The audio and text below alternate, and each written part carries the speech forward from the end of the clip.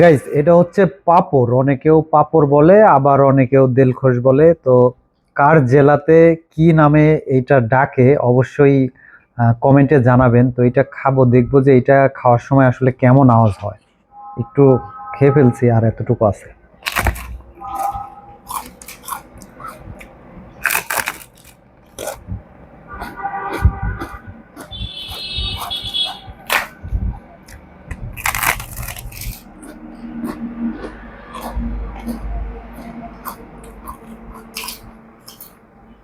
আপনাদের জেলাতে এইটাকে কি নামে ডাকে অবশ্যই জানা থাকলে কমেন্টে জানাবেন।